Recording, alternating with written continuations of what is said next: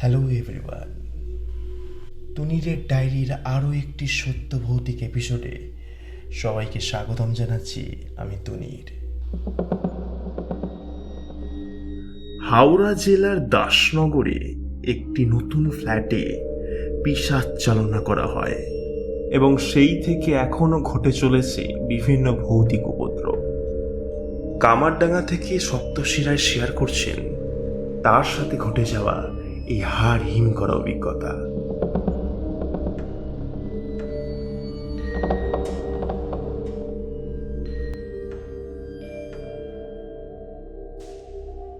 তুনিরদা, কেমন আছো?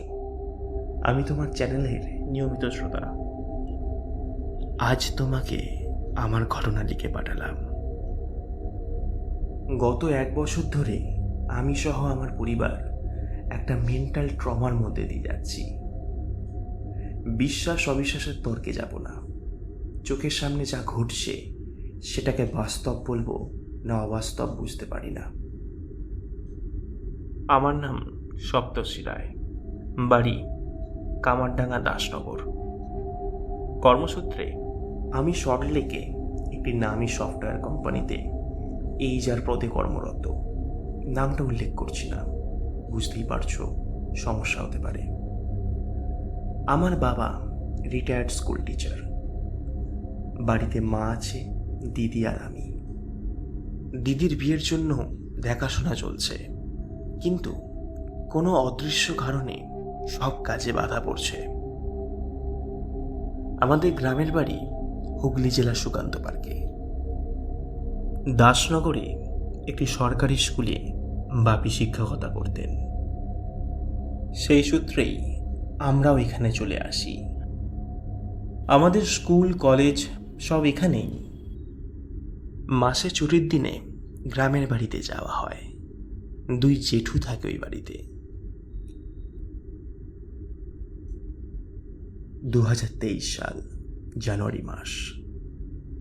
আমরা একটা নতুন ফ্ল্যাট কিনি দাসনগর স্টেশন থেকে মিনিট 20 দূরত্বে। নতুন ফ্ল্যাটের লেআউটটা শুরুতেই তোমাকে একবার বলে দেয়া প্রয়োজন।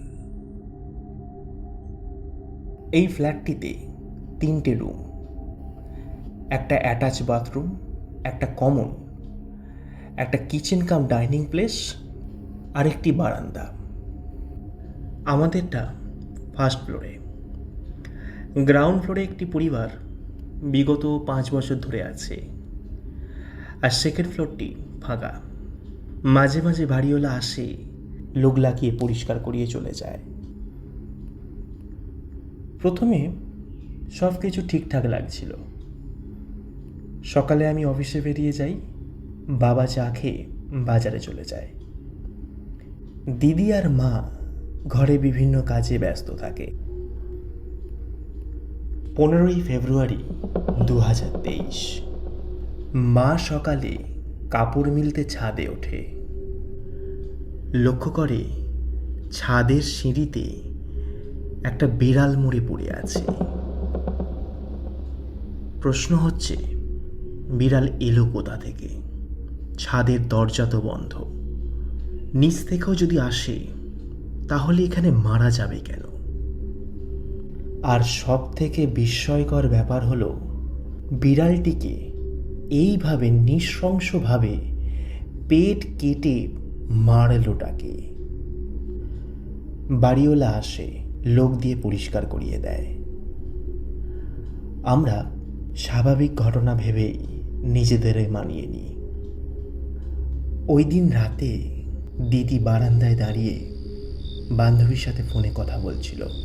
কিছুক্ষণ পর আমার কাছে ছুটে আসে।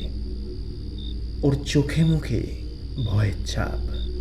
আমায় বলে, ভাই, এই ভাই, বারান্দায় আয়। আমি 2 চোখে যা দেখেছি বিশ্বাস করতে পারছি না।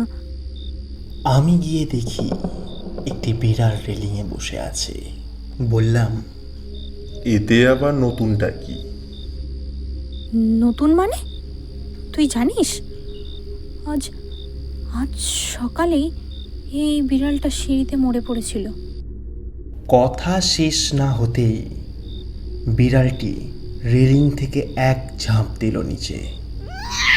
কিন্তু দুজনে অবাক হয়ে দেখলাম মাটিতে প্রাণীটি পড়ল না, যেন বাতাসে কর্পূরের মতো মিলিয়ে গেল।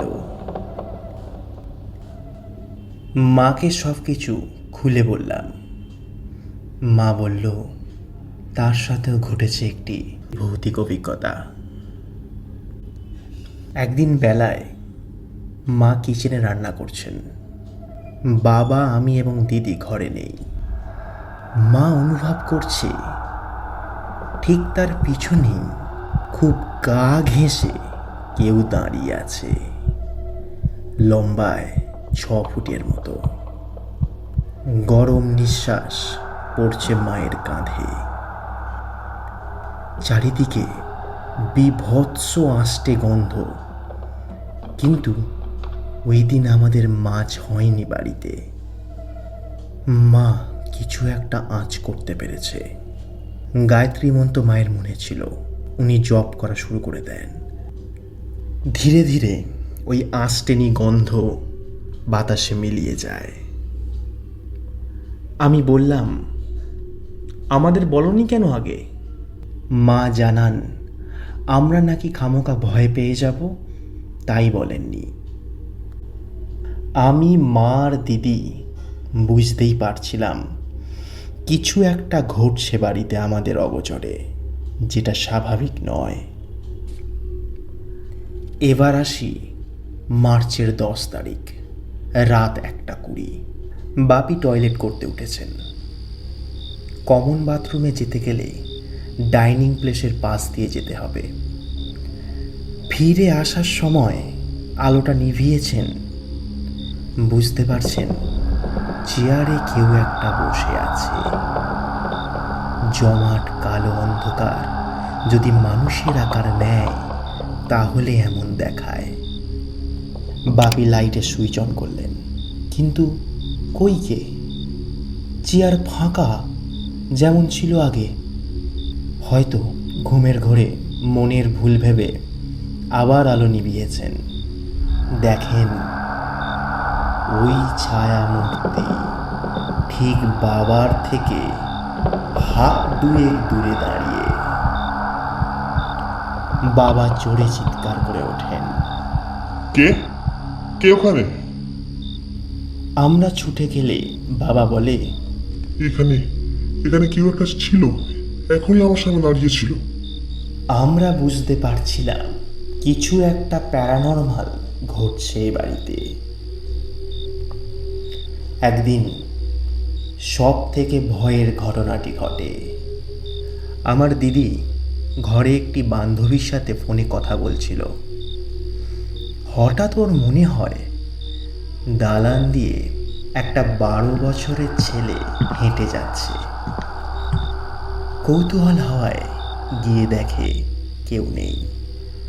মনের ভুল ভেবে ও নিজের রুমে চলে যায়।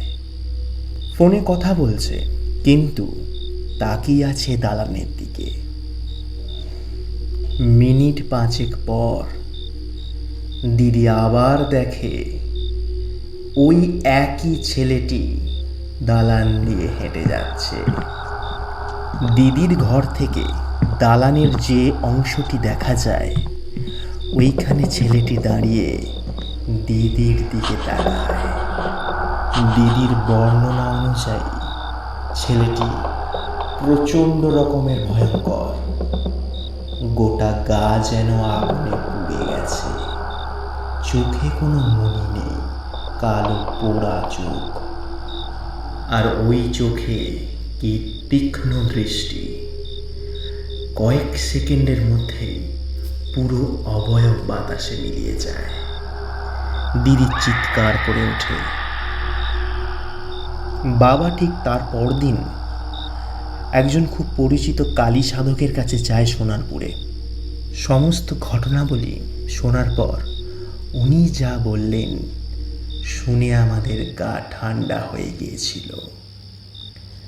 যে জায়গায় ফ্ল্যাটটি নির্মিত হয়েছে ওইখানে একটা সময় জলা জঙ্গল ছিল। মাঝে মধ্যেই নাকি লাশ পাওয়া যেত। মার্ডার করে বডি ফেলে দেয়া হতো এখানে। তাই বাড়িতে এত অশরীরীর উপদ্রব। এছাড়াও আর একটা গুরুত্বপূর্ণ কথা জানিয়েছেন, সেটা হলো ওই বাড়িতে কেউ পিশাচ চালনা করেছে। যেহেতু আগে থেকেই নেগেটিভ এনার্জি ছিল, তাই পিশাচ চালনা করা খুবই সহজ হয়ে গেছে। আমরা বুঝতে পেরেছি কে এই কাজ করেছে। তিনি আমাদের ফ্যামিলির রিলেটিভ। এর প্রতিকার এখন কিভাবে হবে আমরা জানি না। আজও একই উপদ্রব হয়ে চলেছে। আমরা ধীরে ধীরে মানসিক দিক থেকে ভেঙে পড়ছি। কোনো উপায় থাকলে জানিও। এটাই হচ্ছে আমার পরিবারের সাথে হওয়া ভৌতিক অভিজ্ঞতা, যা এখনো হয়ে চলেছে।